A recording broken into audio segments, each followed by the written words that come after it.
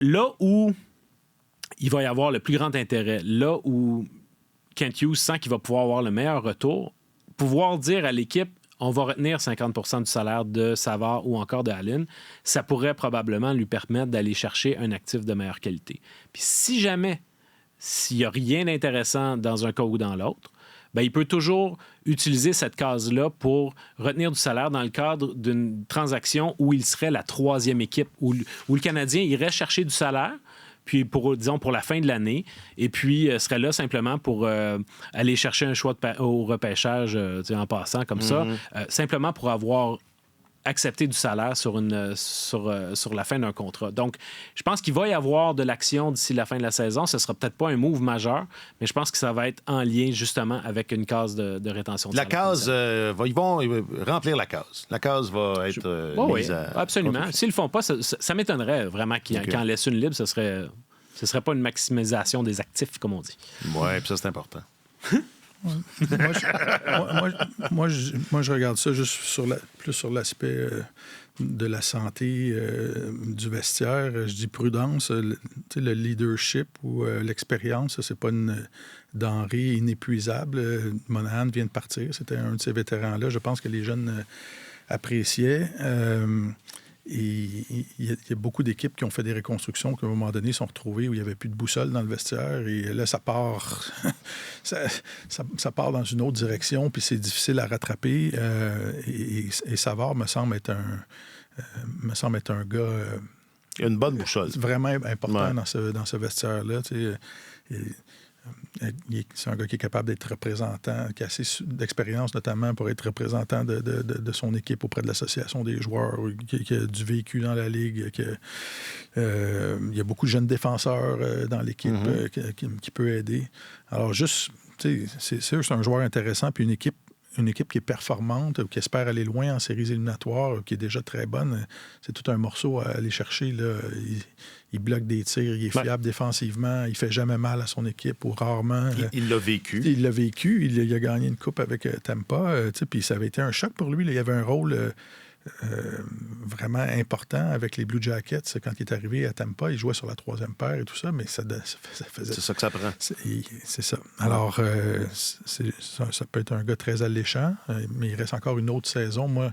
Moi j'essaierais de tirer le maximum de tout ce qu'il peut apporter aux jeunes jusqu'à la date limite de la saison prochaine plutôt que là, mais si l'offre il est n'y a pas d'urgence de toute façon à échanger David Savard. Il faudrait vraiment que le Canadien qu'il y ait une équipe qui surpaye pour ses services. Là, ce qui est intéressant, c'est que à l'approche des séries, un joueur comme Savard a toujours plus de cachet par son style de jeu. Tu dis, on ajoute un David Savard en séries éliminatoires dans un contexte plus défensif, etc.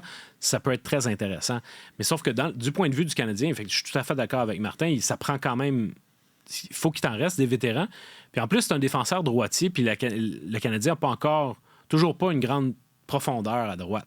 Alors, tu sais, déjà qu'on demande à Kaden Gooley de jouer du côté droit, de temps à autre à Jordan Harris également. S'il faut que tu ôtes un droitier de plus, ça ajoute à la complexité de la chose. Alors, tu peux très bien dire, on va attendre, on va garder Savard, et pour peu qu'il reste en santé, ce qui le rend attrayant cette année va continuer de le rendre attrayant la saison prochaine. Parce qu'on rejoue au Monopoly aussi la saison prochaine. Bon sang. Qu'est-ce qui serait une offre...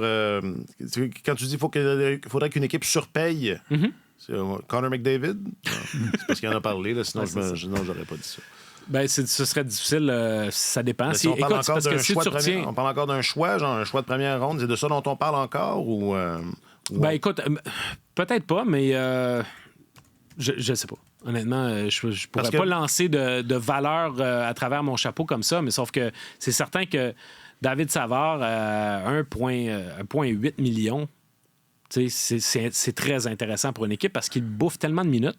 Il t'ajoute de l'expérience, il peut t'aider en infériorité numérique.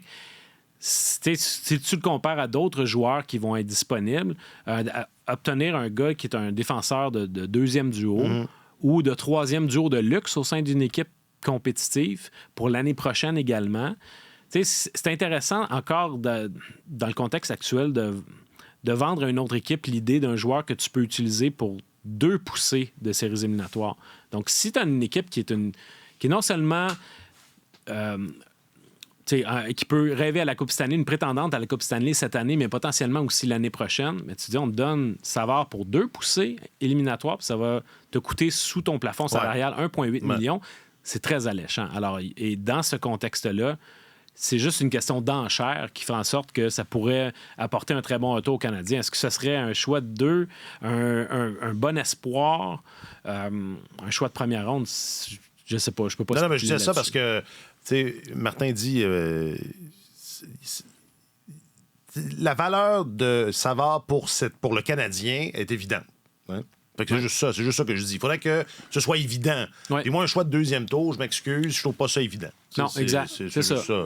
C'est juste ça. Quand tous ces choix de repêchage-là vont débarquer à Montréal, le taux d'occupation des hôtels va augmenter.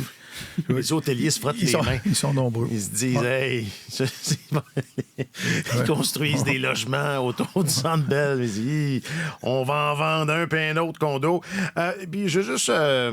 parce que il y a quelques semaines, j'ai essayé d'aborder le sujet, puis finalement, la conversation a repris le tour du ménage à 3, mais moi, je vais le dire là. Il y a, même en retenant une partie du salaire de Jake Allen, la moitié du salaire de Jake Allen, je ne peux pas croire que, en dehors d'un choix lointain au repêchage, il y a une équipe qui est intéressée. J'ai beaucoup de difficultés à imaginer ça.